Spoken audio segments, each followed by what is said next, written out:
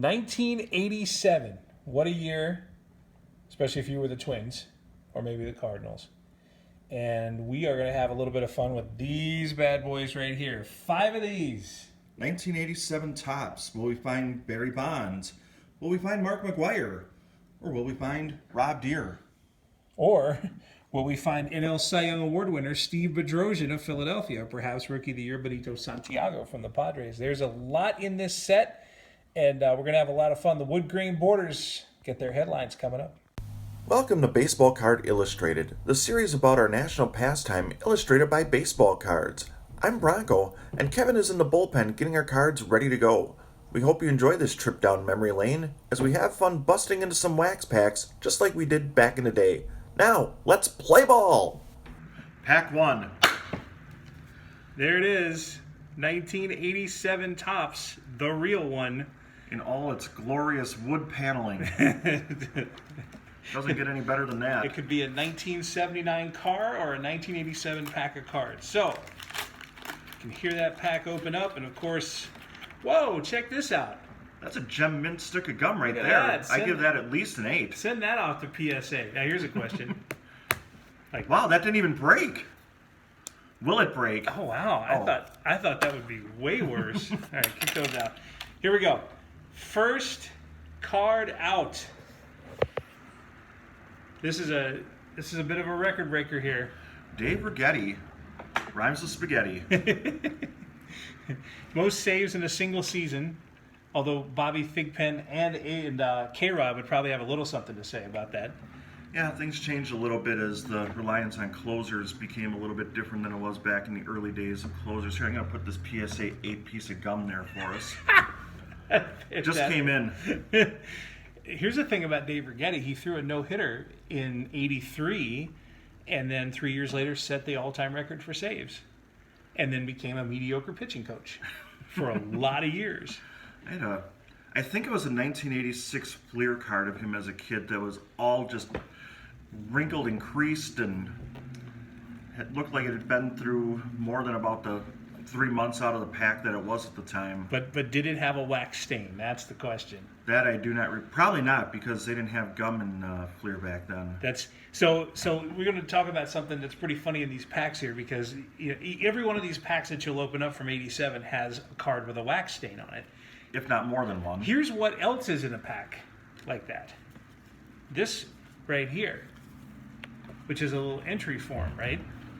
Now, would that not have been maybe the place to put your wax? Maybe the stain could have put that right on the top. That. Yeah. Maybe the stain could have gone on that. That would have been all right. So I'm going to try to recreate this Dave Righetti card that I had as a kid. I don't know how representative this will be, but I'll give you some kind of look, because they had the gray border on those. This is fantastic. I don't know if this will stand after what I've done to it here, but it kind of looked like something like that. It was never in a bicycle spoke or anything like that, but it had clearly seen better days. That's some legitimate creasing right there. Yeah, that's a PSA -3 at least. Wait, is this a game used card now? It kind of looks like it, doesn't it? Is that how this works? That's Dave Righetti, all-time saves leader. That certainly looks like a card that was open back in '87. Yeah, right.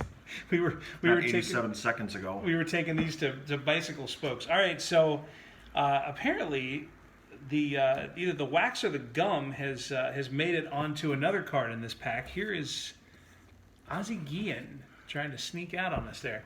I was going to say that's a common issue with cards from this era, but that kind of looks like he's blowing a bubble or something there. I was thinking that too. Like it almost adds to the card a little bit there. Well, yeah, this was pre-controversy Ozzie Guillen too. Like that would have been the most controversial thing at the time, right? Either that or the jerseys. You gotta love those though. Oh, they were stirrups. Wow, they were still in. I mean, the only thing missing is shorts and a collar. What if they were still going like 79? You know, with the jerseys here. Okay, so let's see. Here, let's go that way. Ozzie Guillen, not exactly known for his power with his 3 career home runs heading into the 1987 season. But he does have 2 sons, Oswaldo and, is it Oni or Ani? It looks like it's Oni, I think. Oni. I think Oswaldo was a baseball broadcaster for a while. I think he was in the White Sox booth, the Spanish booth. with a friend of ours, Hector Molina. That's interesting. Yeah, Ozzie Guillen. Long before controversy, he was actually a ball player, a shortstop, and apparently a blower of bubbles. I say he had a nice long career. All right, let's run through, and I'm just going to find another random one if that's all right. I'm going to sneak through and get. Oh, I see a name that I loved as a kid here. Hit it. We'll go with this one right here. I believe he was a catcher, right? Yep. Texas Rangers catcher Gino Petralli. Love the name because it had trolley in it. And I mean, basically everything is here for an 80s superstar player. He's got the follow through where he's like facing toward the mound and everything's down. There's no power in that swing at all. He's got the mustache. And you can't help but notice at least 7 pounds of dust coming up there. Look at this. That's like what one of these packs looks like when you open it up and the gum comes, powdering out. The dust collection. See, that was launch angle in the 80s. Dust angle. If you could open your pack a certain way where the dust would fly away from you, that's positive launch angle, see? Gino Petralli. That's a classic. All right, let's see what happened with Gino Petralli. Gino Petralli, at this point in his career, had 2 major league home runs. No, not a lot of power. No, backup catcher, and I guess his father, Gene, was a minor league first baseman for a number of years. He and his wife, like Ozzie Guillen, had 2 sons, but apparently they didn't name them. Maybe they're Oswaldo and Oni. They didn't want to say it again, So a repeat. And here's another thing I love about these cards. On this date is something that is absolutely, completely unrelated to anything else about this particular card. And by the way, how is it this date? I It's only this date on that date. Mm-hmm. Guess you had to wait till later in the season to open this particular pack. Milt Pappas pitched a no-hitter for the Cubs. Didn't know that. Okay, so I got to show you this one too, also in this pack. And this is essential for any pack of cards that's been opened in the last half century. The Ageless Wonder. Oh, I love Julio Franco. So Topps did something really interesting here that they didn't really do with a lot of cards back then. This is an action shot. They captured the classic Julio Franco batting stance. Although he doesn't look as low to the ground. I feel like later he was squatting down and that bat was like at a 90-degree angle. Well, gravity was kicking in as his career moved into its 30s, 40s, and 50s. All right, so we're not even going to look at the back. How old is Julio Franco in this photo? He's young in this one because I've done a little bit of research. I know a little bit about Julio Franco. He would have been probably about, 4 or 5 years in at this point? Yeah, that's about right. Fairly young. 25, 26? Yeah, something in that neighborhood. Okay, let's see. Now we'll test and see how close we came on that. Julio Franco, at the time this photo was taken, was 25 years old. He was born in 1961. So the photo would have been 86, obviously. So 26 during the card. And here's a rarity for Julio Franco card. Only 5 lines of stats. Because the ones later, they had to make like 4 cards to fit the stats on there. I'm going to say a little bit of power there at that point in his career. I mean, I remember the Brewers picked him up in 1997, and at that point in his career, the power was pretty much done. But he was one of the feared hitters of this era, right about the start of the 86 through about 92, because he would go on to Texas after this and be a several-time All-Star. There's a shortstop in this thing, too. That's a rarity, because that didn't happen later, obviously. I was going to say, how many positions did he play in his career? By the time he came to Milwaukee, he was a first baseman. He played some second. He obviously played some short. Probably played in the outfield, I imagine. That'd be worth a look in his career. A look in the book that is called the Julio Franco career, because it's got to be one book for his whole career. And a little bit of speed, too. Double-digit steals in the last 4 years of 1997's cards coming out, which has the 1996 stats listed. And you know what else you see on that card that you don't see anymore? Game-winning RBIs. I was just going to mention this. So this was for those of you who were either not around or didn't know this was the big thing. This was the OPS of its time. Mm-hmm. Game-winning RBIs was a way to differentiate runs batted in from all the other runs batted in that a player had. And the funny thing about game-winning RBIs and why it fell by the wayside is if you win 10-0 and Julio Franco drove in the first run in the first inning, that's the game-winning RBI. Well, yeah, they could have just gone home and called it a day. So did they have game losing RBIs? the RBI that gave you the lead that then your pitcher blew Well, later. it's either that or, Marquise Grissom, when he was at the Brewers, it seemed like in the late 90s, must have had about 50 RBIs each year in games where they were going to lose by 6 anyway. So it's like Meaningless RBIs. Yeah, they were the empty calories of the RBI world. The Aaron Boone 30-30 of the RBI world. All right, let's see. I got a few more for you here. Let's dig in here. This one, famous for its year. Roy Smalley. I actually always thought it was Ray Smalley when I was a kid. That's about all I have to contribute about Roy Smalley. You know what that sounds like? Ray Smalley sounds like a character in Field of Dreams. Hmm. Roy Smalley sounds like a character in Field of Dreams, I think. So Roy hit a home run in the World Series in this year, '87. Because if you remember, the Twins actually made it to a World Series. And here's a shock. They won every game at home with the Teflon roof and lost every game on the road. Because, they made the World Series 4 years later, exact same thing. So Roy Smalley hits a home run, a game-winning home run in this World Series. And the story goes, of course, I wasn't there, so I'm doing all this secondhand, but the story goes that it was on his birthday. Actually, we could verify that. Hang on. He was born October 25th, so yeah, that would make sense. What are his stats? Let's take a look at those while we're Anyway, reminiscing on all the great memories of Roy or Ray. Roy Smalley, or Ray whatever Smalley. You want to call him. Yeah, you don't get 2 players' stats, though. That's the only thing. Just one. Although there are enough stats here for 2 players. Oh, that's a lot of stats. It's There's some numbers on there somewhere, I promise. I think the best thing for Roy Smalley was he spent all those years with the Twins and then left, and then they wanted him back. Well, here, let's do the telestrator here. As you can see here, he had a 20 home run season, I think that's what that says, in 1986. So he was hitting for power. So anyway, when he hit the homer in the World Series, the story is that he was sitting in his locker drinking from a bottle of champagne and singing "Happy Birthday to Me." That's what. And nobody else joined in? No, it was just him. Bert Blyleven had his own celebration going on at that time. He also had the odd combination of DH and shortstop on the back of the card listed. DH and shortstop. DH and shortstop. Can I put that back up for that?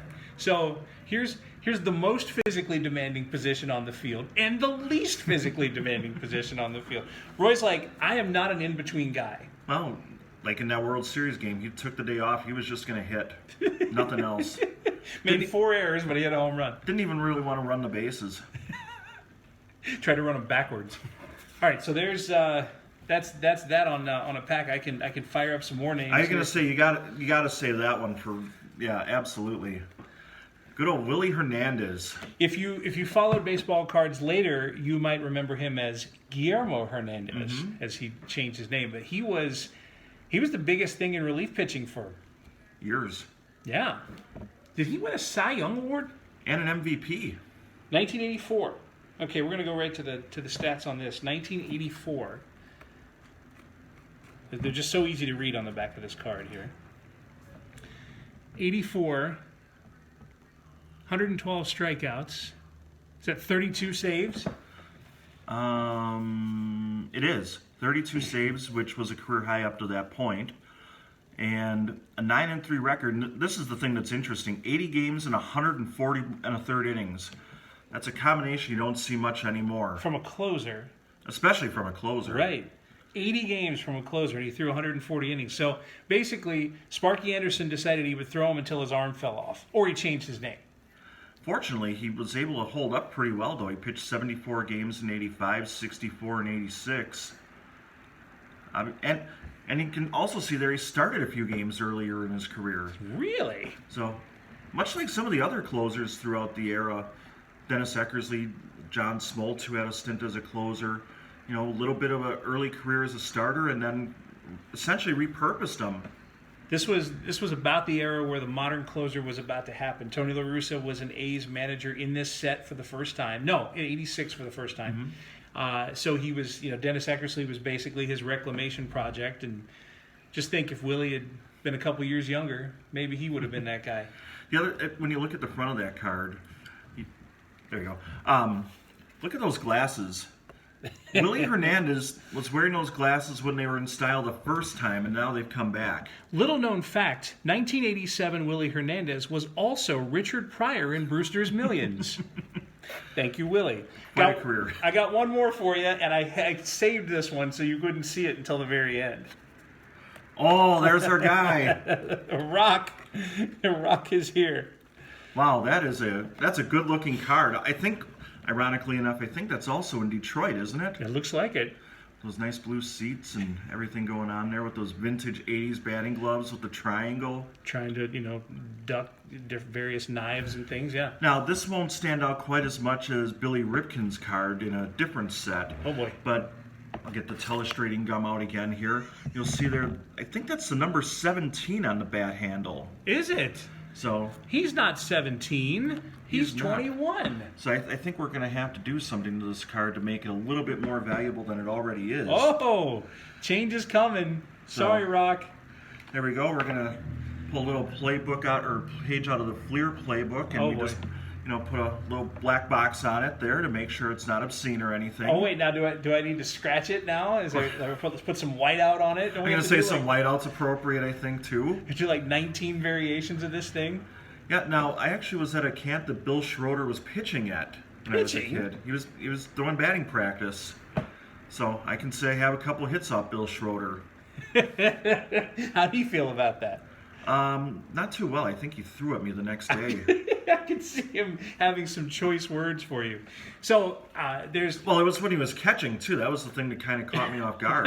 He threw at you as a catcher? Yeah, you don't really see it coming the other way. So there's a couple of things that you have to know about Bill Schroeder. If you're not from the Milwaukee area, there's a couple of things you have to know. For one, he's a broadcaster for the Brewers. Has been for a long time. And in 87, in this year, came one of the biggest moments in the history of the franchise.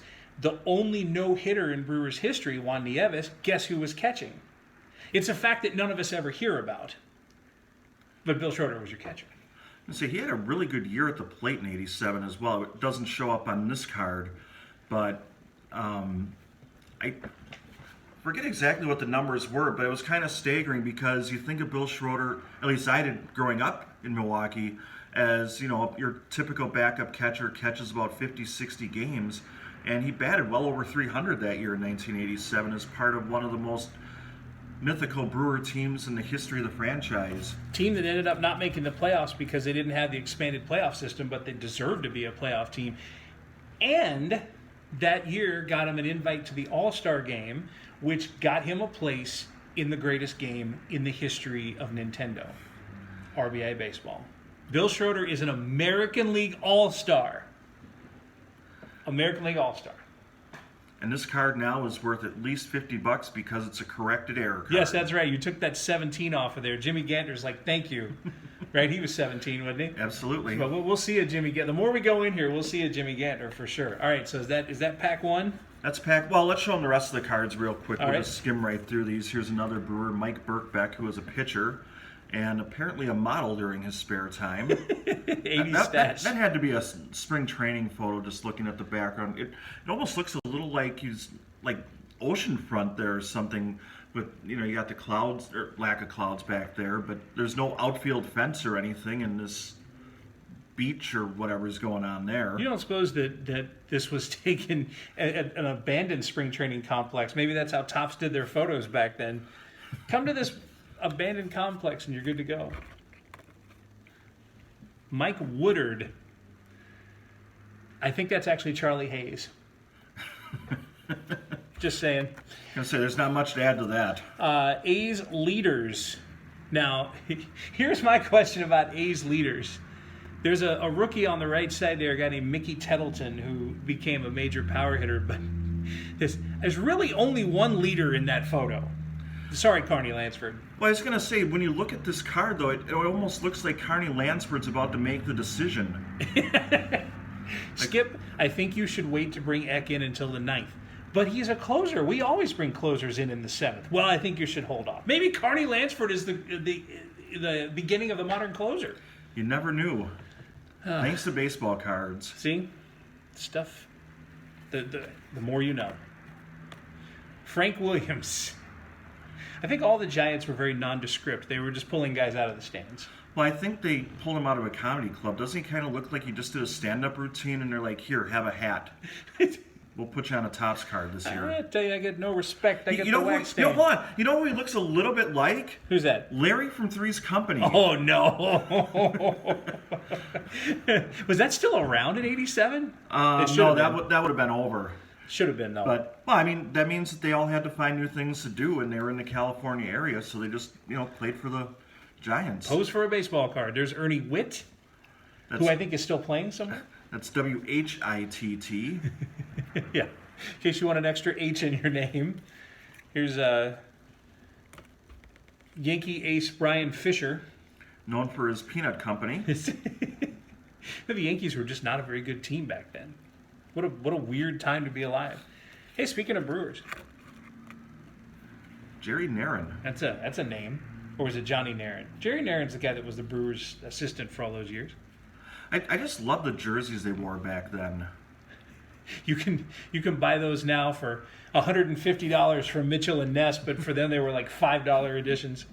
I'd say nice gust of wind and you'd probably be really cold. Look at like all the air holes or whatever before like that became a popularized thing.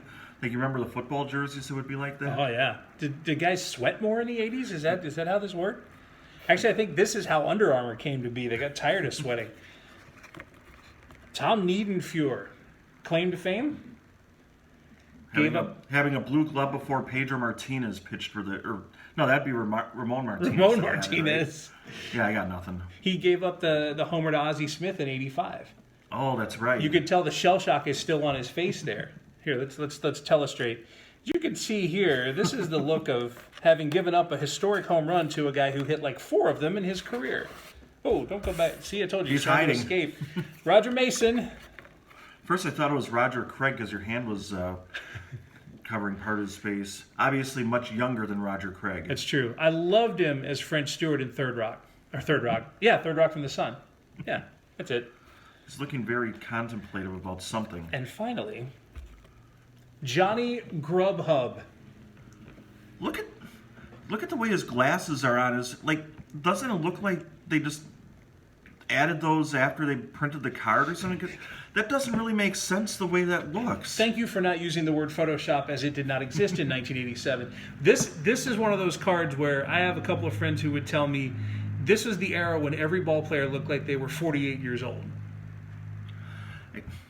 Here, just to demonstrate. Doesn't it almost look like these glasses are over the brim of his hat somehow? I give that a PSA -8. Well, I guess it won't work that way. In the race for who has the biggest glasses in the 80s, Johnny Grubb wins. I was going to say, he's a prime candidate for that award. 1987. Pack number 1 in the books. Thank you for watching Baseball Card Illustrated, where Dave Henderson, Ozzie Smith, and Oral Hershiser are always part of the lineup. Now let's round first and head for pack number 2. We have just opened up the next pack of 1987 Topps. And what do you know? There's your gum. Snaps right in Here, I'll half. signify it as pack 2. That's not going to stand, though. Pack 2. It works. All right, so we always start with the card with the wax stain, and the wax stain is a famous name in history, a man who was at one time my favorite player in Major League Baseball. Really? There's a tidbit for you. Mark Langston, big power throw-in left-handed strikeout pitcher. And so the joke is Mark Langston led the American League in strikeouts without having the benefit of pitching against the Mariners. It's pretty impressive. He was really good. Let's see. I was going to say an all-star and all-state honors in baseball and soccer in high school. Wow. He and his wife have one child who he also struck out along the way during that magical 1986 season. And kept trying to add it to his total. That's what he was upset at Roger Clemens for striking out 20 in 86, so he just started striking out members of his family and being like, count it! I say 245 strikeouts in the 86 season, as you can see on the card. Okay, so we've been having this recurring thing about who has the largest pair of glasses, right? Johnny Grubb from the Tigers was our early winner, but I think he's about to get upset Chuck Tanner. because Braves manager Chuck Tanner How high is he trying to get those pants hiked up? So, Probably to his glasses. so Chuck Tanner was the ultimate optimist.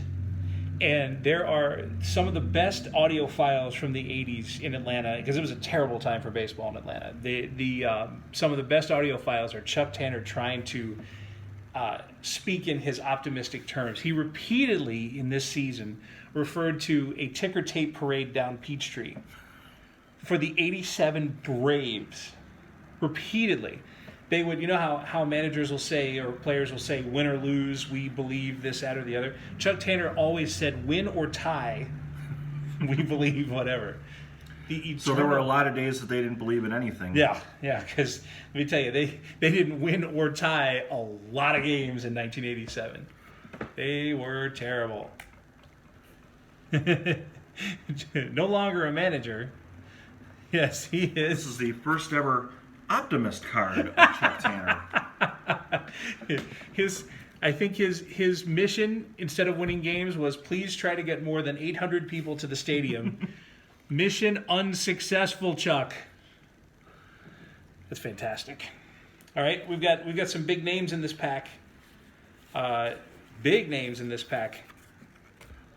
Tim Raines. Yeah, run through that forest right there.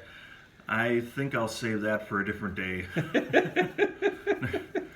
I was a big fan of Tim Raines, though, back in the day. Had a starting lineup and everything from the first set that came out.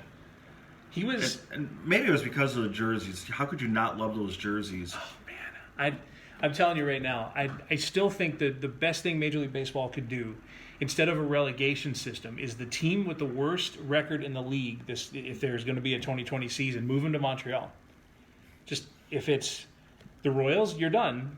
You're the Montreal Expos. Like, the Expos could literally exist next year, and it's just a matter of who they would be.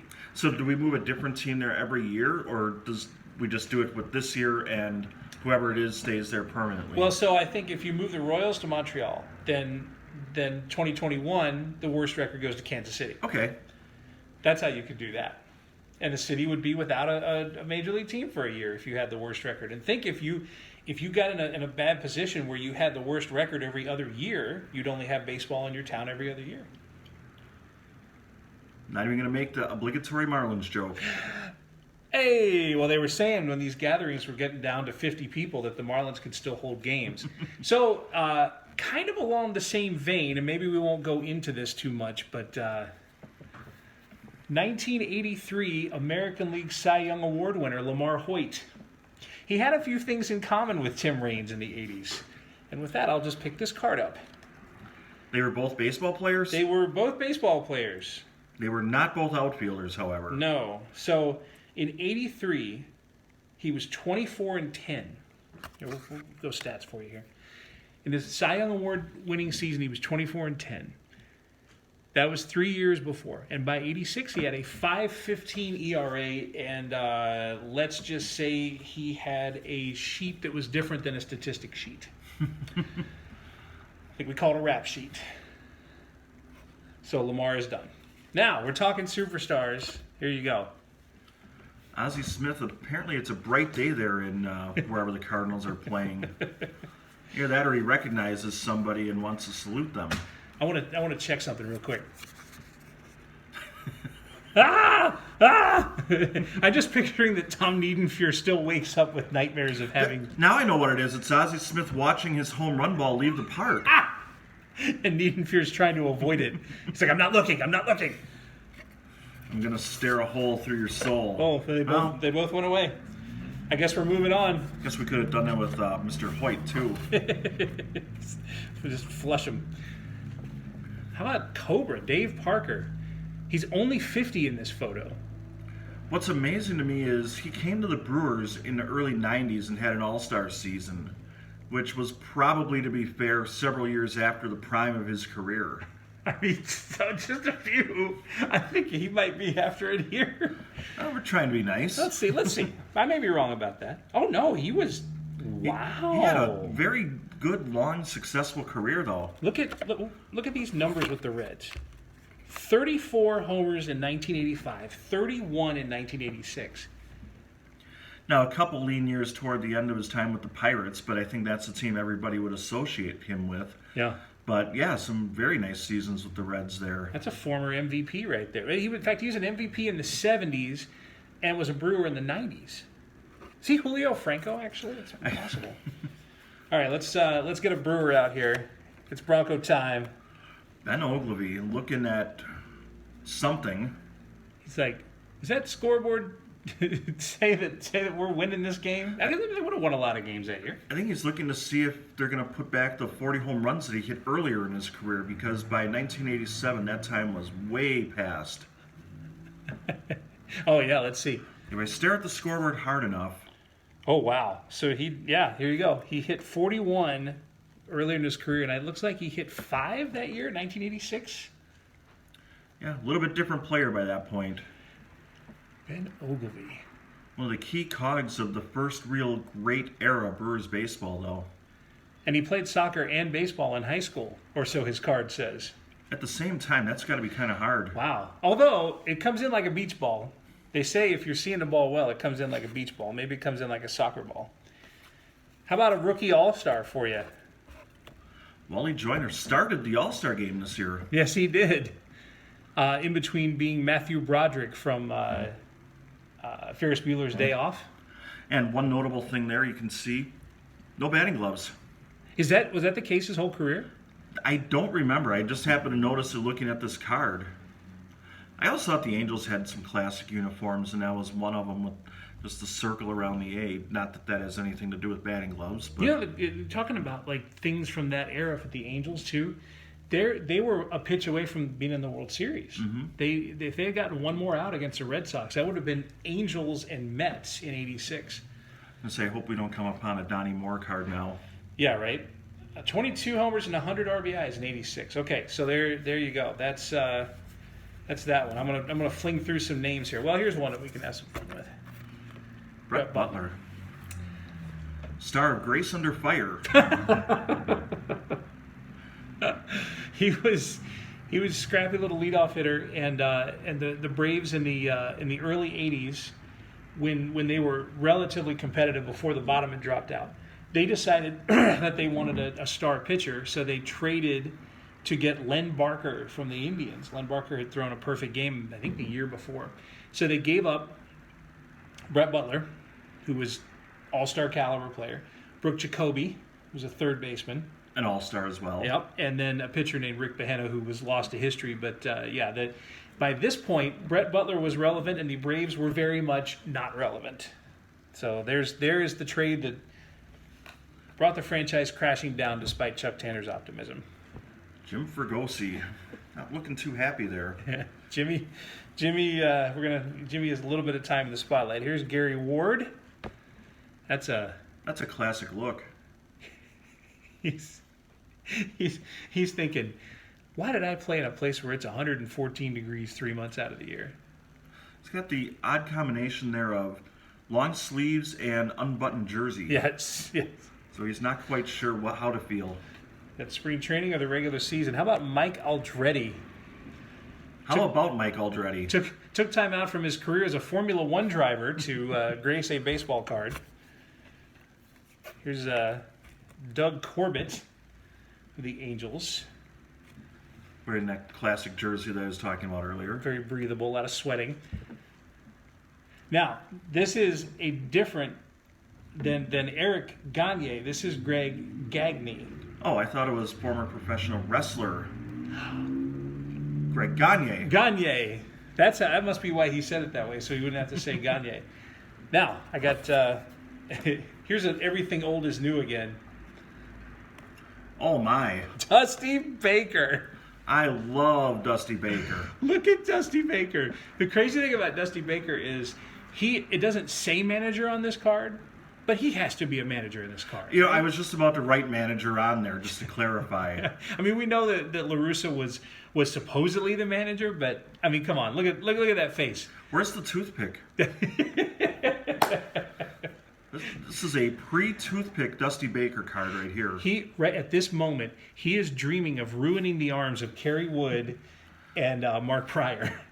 Oh. Oh, What do the stats look like for Dusty? yeah, Dusty's going to have a long list right here. Oh. Look at that. He had some pop in his bat in the prime of his career. Played for the Braves, Dodgers, Giants, A's, Yeah. and then managed even more teams than that. He's managing now. Legitimately managing. In fact, not only is he managing, he's holding the position that this man had in 1987. There's Hal Lanier, and there is Bill Dorn. You know what that is right there? 2 Astros cards. 2 of them. And with that, if you're enjoying what you're seeing, please subscribe. We'll be back with pack number 3 right after this. Having fun is the name of the game here on Baseball Card Illustrated. If you're enjoying what you're watching, please give us a thumbs up, subscribe, and leave a comment down below. Now, back to the cards.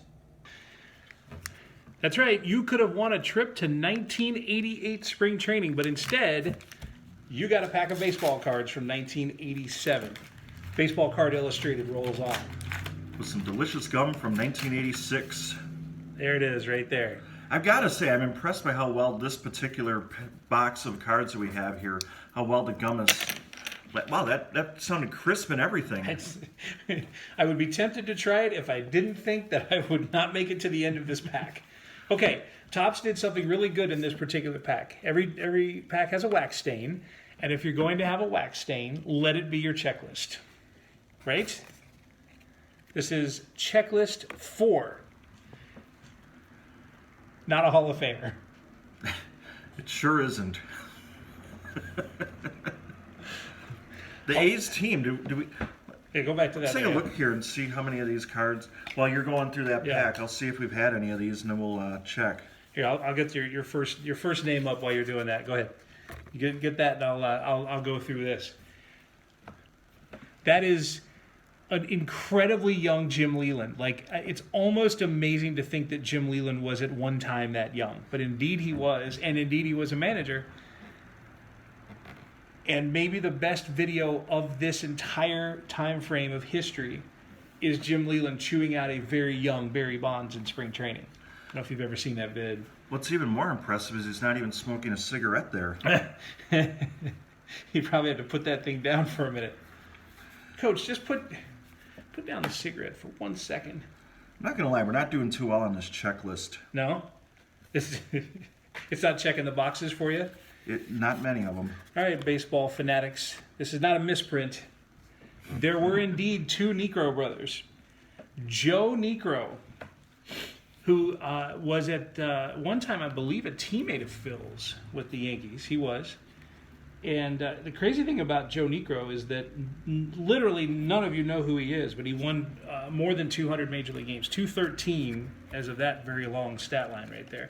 Now, you might remember Joe Niekro as the pitcher that flung the emery board out of his pocket. Mm-hmm. But, before he did that, he won 200 very clean games. Let's just take that away and leave it at that. I have a checklist update for us. Checklist. Including the checklist card itself right there.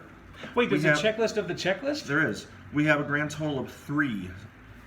3? There are 3? 3. That's it? That's it. But we'll keep going with this. Okay. We've still got time. So, let's do this. This should give you a state of a franchise here. These are the Montreal Expos leaders. Now, there are 3 people in the Expos leaders card. One of them is, I'm assuming, a trainer. Never a good sign. Are they saying that this team was literally that injury prone? That your best 3 guys on this team were the manager Buck Rogers, the catcher Mike Fitzgerald, and the guy on the left who was a trainer lost to history.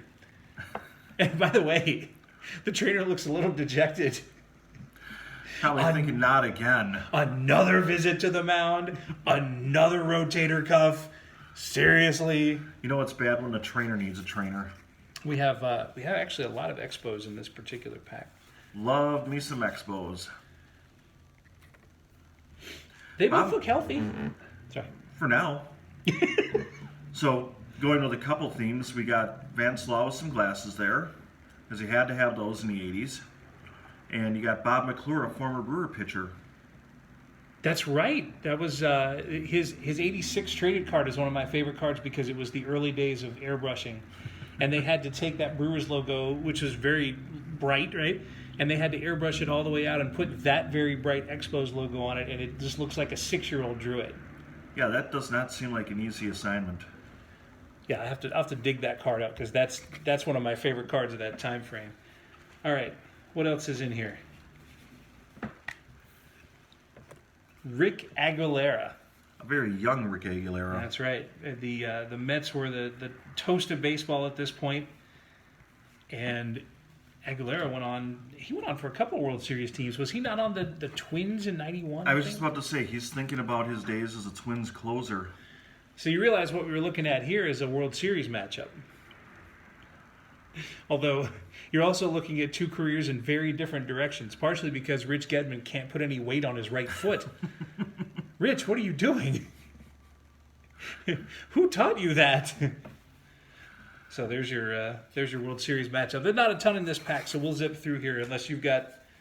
There's not really much of an update on the checklist, unfortunately. Mike Easler. That's a name for you. That's 14 big league seasons for 4 or 5 different teams. Usually a guy like that's that old is not a DH, or that doesn't look like a DH, you know?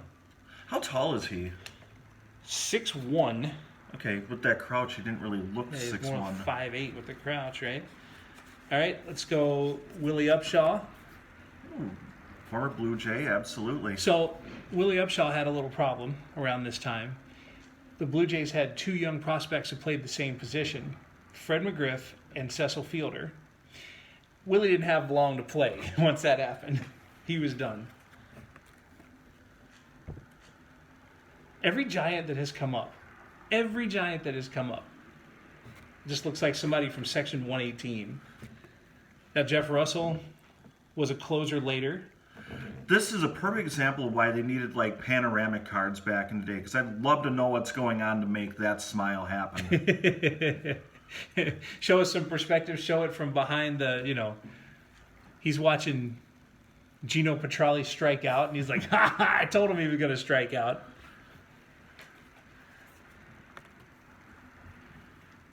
There's a card of O'Malley where we'll plan our escape. Tony Walker. Wow, we hit the big time here. That's a name. Of all the names, that's one of them. Kenny Phelps. It's a good Kenny Phelps story. He broke up Brian Holman's perfect game attempt a couple of years later. Phelps was a pinch hitter at that point. It was 2 outs in the 9th inning. Holman had retired 26 batters in a row, and Phelps homered. So you lose perfect game, no-hitter, and shutout all at the same time. And say all with one swing of the bat. Yeah. Can I just point out how much I love that Mariners logo? Oh, yeah. Like, I don't know why they felt the star was really necessary in what was going on there, but that's still good stuff. That was my first Little League jersey. Was it really? It was. And now Ken Phelps has it. Yeah, well, and I was probably about Ken Phelps' height, 6'1", yeah. And so I had an issue. I grew tall before I grew out. And so when we were playing, the first year I played, I was 12. And I had my growth spurt. So I was 6 feet and like 160 pounds. So they couldn't find a jersey that fit me. So they gave me like the super duper extra large jersey. I could still wear it in college. You got in through the arm sleeve instead of the regular way of wearing it? As you can tell, because I did try to wear it in college. There's Luis Aguayo, and the last card of the pack. He is ready to play, Coach. Mike Heath. What's kind of odd is he actually showed up looking just like that, and this is at the beginning of batting practice. That's how excited he was to play that day. He was at the Circle K at the corner and this like, hey, who wants to go play today? Who wants to have a catch? Have a catch. Oh, Mike Heath was in Oakland A for a long time. I never realized he played for the Cardinals and started with the Yankees either. Wow, that's quite a career, because he was with the Tigers for a while. I was going to say, he always seemed to be in that backup role with them too. Right? Wow. Mike Heath. Okay, that is Pack 3, 1987 Topps. Mark Langston, Rob Deere, and Greg Maddox are some childhood favorites Kevin and I have pulled from packs here on Baseball Card Illustrated. Please leave a comment below and let us know who some of your favorites are, and we'll see if we can find them in this pack. Baseball Card Illustrated, where we mark up our checklists. We have a grand total of 5 from this particular checklist, all on the back of the card. But we're going to change that here with Pack 4. Pack 4 is about to be underway. The only thing better, a members-only jacket. Here comes 17 of your cardboard heroes. And first thing out, 2 pieces of gum because it is broken up. That's going to be option of the minors. Out. All right, first card out is always the wax stain, and the wax stain belongs to Jeff Robinson. Here's to you, Mr. Robinson. Another San Francisco Giant that looks like they pulled up. Well, this is a younger guy, so he must have been selling the peanuts in section 137 of Candlestick Park. So here's a question. We can put these side by side now and see this pretty well. Because this doesn't look right to me. Here's another Giant, also nameless. And can you see where there's a difference here? I think they put the wrong color on Jeff Robinson. Yeah, it does look different, that's for sure. It's orange and red. Like that's. Well, we have a couple other Giants, don't we, over there? Yeah, we can dig see a what little the bit. rest of them look like. Here's another one. How did the Giants ever win a game? Everyone that's come up so far we haven't heard of. Now I've knocked your set here. There we go. Mike Aldrete. See how the difference, though? Mm-hmm. I think they must have had a lot of high hopes for Robinson. They're like, watch out for him. We're going to give him the red background there. All right, the rest of these. Oh, we got some fun on this one, Bronk. You'll notice it says "Be a Superstar." That did not apply to the San Francisco Giants. But it did apply to this man. Michael Jack Schmidt. There he is. Toward the end of his career at this point. Yep. But not that far removed from an MVP season either. That's right. Was this his MVP season, 87? That'd be interesting to check out. Do we have that back here? It was not his MVP season. It was earlier, wasn't it? Was it 86? Mike Schmidt, ladies and gentlemen. 86. This was one of those cards coming off an MVP season where if you pulled this out of a pack, you were super excited. You're like, this might actually be worth something. All right, so there's that one. Let's see what else we've got here. Let's let's dig in. Oh, baby. Because there's nothing better than turning back the clock to find a card that turns back the clock. Can't say I was a big fan of those back in the day because when you're 10, 12, 14 years old, you probably don't know who Yaz is, even though his career stretched into the 80s. Now, here's the best part. There are a grand total of 5 of these cards in the set, these turn back the clock cards, 10 years, 15, 20, or whatever. In this pack, we have 2.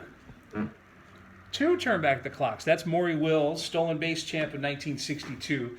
Let's have a little fun with history, Bronk.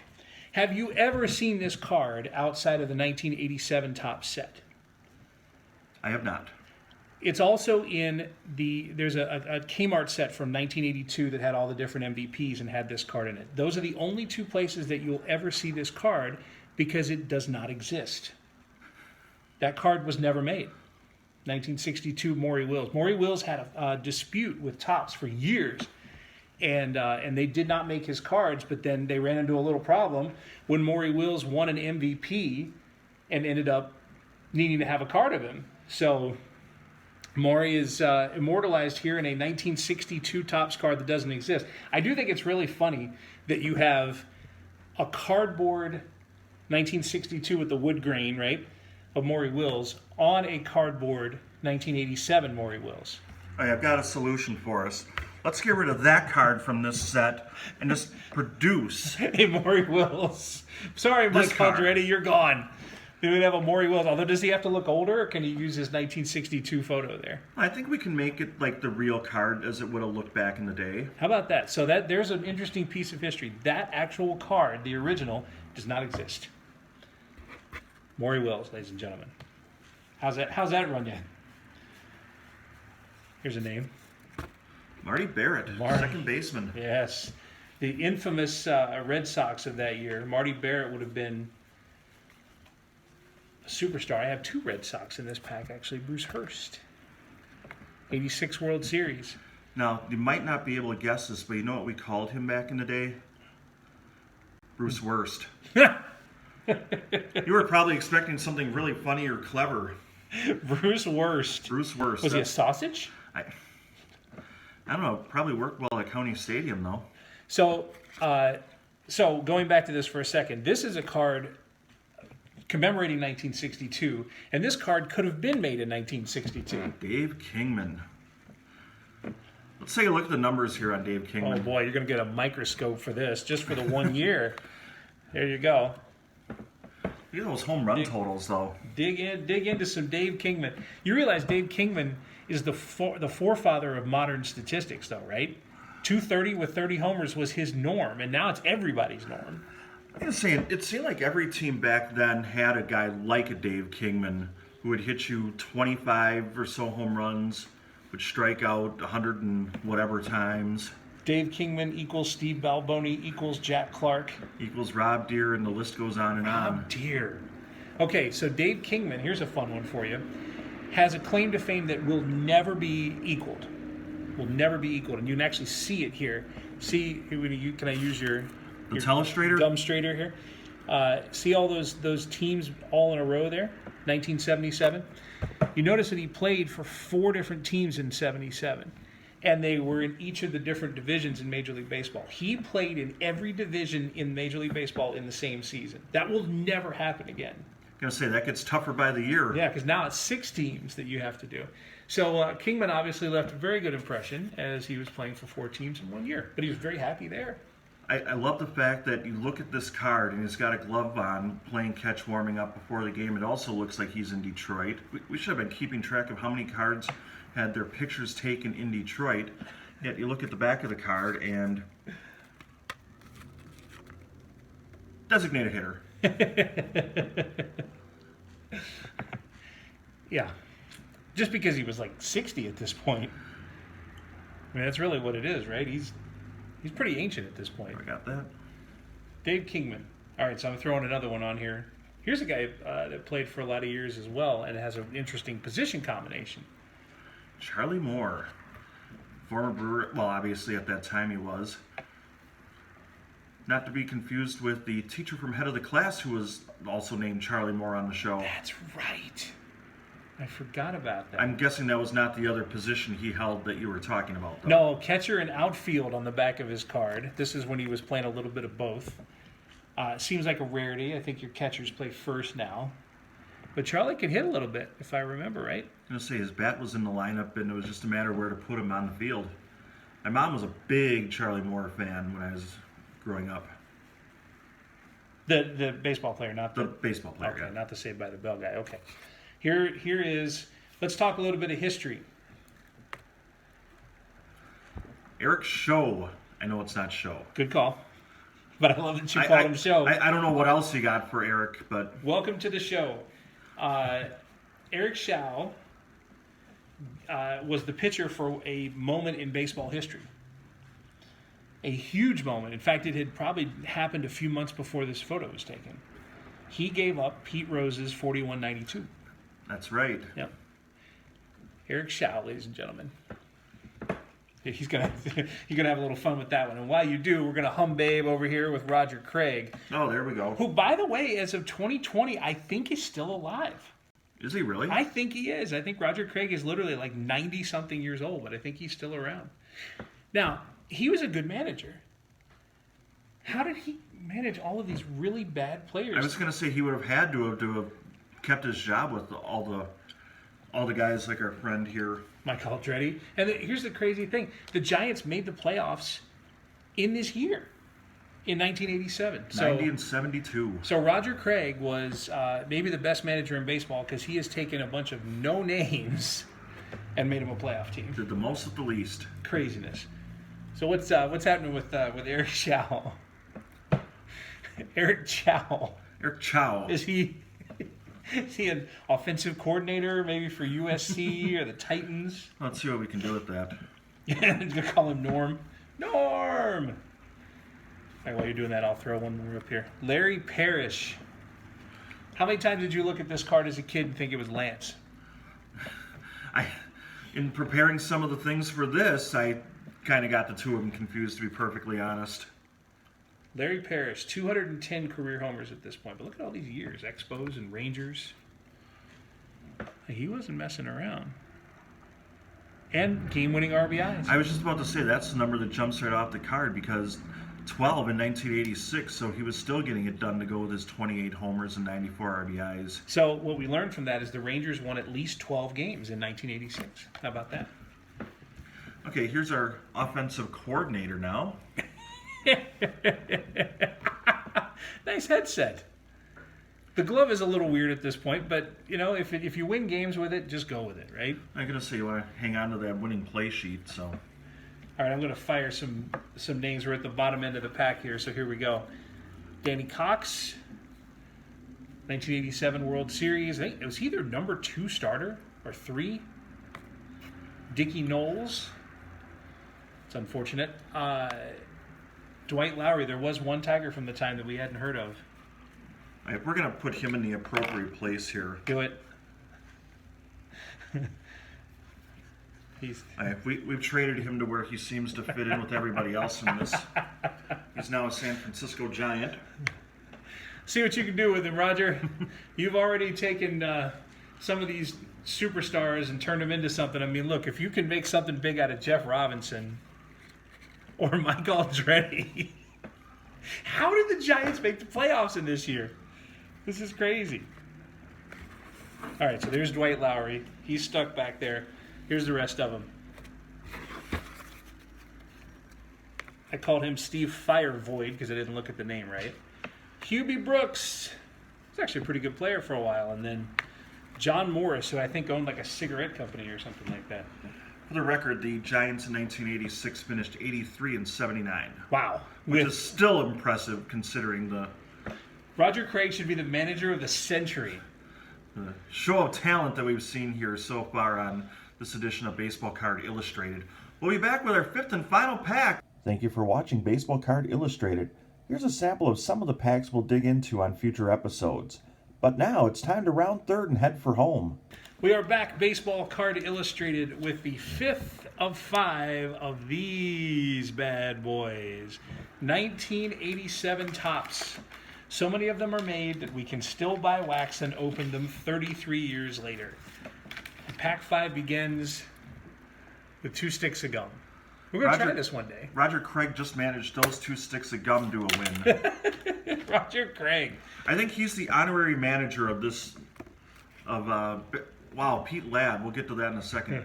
Roger Craig, I'm going to say it, the manager of Baseball Card Illustrated. Wow, he is our official manager. We have to go find. I swear, I think he's still alive. So we'll have to go look him up. So Bigfoot. Oh, Bigfoot! I never knew he had glasses like this, though. Continuing with the theme of what it was like in 1986. So Pete Ladd is Bigfoot. I have to know this story. I don't know this story. I don't either. It just said it on the back of the card. Oh, it did? I hate to disappoint you. It probably has something to do with the fact that he had big feet. Yeah. Although, there is sort of a resemblance to Bigfoot. Okay, we're going to have a contest in this pack. Okay, go for it. Best glasses. You just saw Pete Ladd. Mike Davis. Oh, Those are giant Ooh. glasses. Not to make fun of the A's Giants thing, but those are giant glasses. Roger Craig managed those glasses. I still think they both lose, though, to 1982 World Series MVP Darryl Porter. Those are phenomenal. I don't even know what to say to that. Harry Here, Carey we're- looks at those glasses We're going to like get that's a Pete lot. Ladd into this. Whoa, there he went. I'll let you take care of I'll that. get him. Yeah. So there are the glasses. Wonder if we can put 3 of them on here at the same You time. think Darryl Porter flew the plane between cities when the Rangers went on a road trip? No, but he did stay at a Holiday Inn Express last night. All right, now let's have a little fun. Those are that's the glasses edition of this final pack. But here is the conversation piece. Oh, Phil Niekro. Cleveland Indian Phil Niekro. And as you can tell from this photo, he was clearly about 73 years old at the time of this game. Which Now- fit right into the Cleveland rotation It at the did, time. yeah. He was second youngest in the rotation at that point. I don't think that that's a knuckleball grip, is it? Ooh, It's hard for me to tell, but I I don't think think you it is. might be right. So, you know that when Niekro won his 300th game, he did not throw a single knuckleball. Not one. And they came out in the ninth inning with 2 outs to talk about facing whoever was at the plate. And they're like, "Are you going to throw a knuckleball here?" They're like, "No. I already got this far without it." So he won his 300th game without throwing a knuckleball. Here's some stats. Ready? How's that run you? It's career totals. It says to be continued. Yes, yeah. That's the truth. He finished with the Blue Jays earlier in '87, then the Braves for one last appearance at the end of 1987. Still pretty effective though. Yeah, he was getting it done. The thing that I find fascinating is if you look at his career numbers, he lost 20 games more than once. Tells you 2 things. Well, really one thing. It's not so much that he was bad, but his team was bad, and he was good enough to keep pitching for him. And he was with the Braves for 37 years. He there. literally was. He was Pitched with for him in Boston, Milwaukee, and Atlanta. Dateline, Boston, Massachusetts. Phil Niekro picks up his first win as a pitcher. That was first year of his career. All right, let's see what else we got here. By the way, in 1987, the Indians a solid 61 and 101. Yes. And Niekro was gone. And you can put it on the board. Yes! That's all we have to say about Tom Pachork. That's all we need. Okay, let's have a little fun with this one. Billy Bean. That's not him, is it? Is that him? As in the Oakland A's general manager, as in I think it might be. Moneyball? Because I think so. there were several players in the big leagues with a name really close to that. I just didn't know if that was him. The number 1 pick of the draft one year.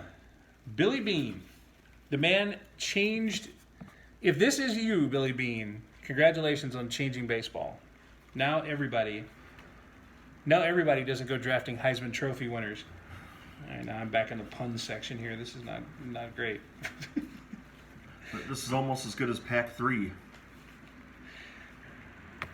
Devo. How about that one for you? Devon White. So he was around forever, and then the other thing is this was definitely on some backfield somewhere, because that's one of those spring training fences behind him. I was going to say either that or it was taken after a softball game early in the spring. So the other thing that strikes me as funny about this is they took this picture right at spring training, so there's no rush, there's no need to you can get the right photo. Devon, you can smile. Right, that's what it looks like. It's like, okay, Devon, let's sit here and take this picture, and he's like, take it.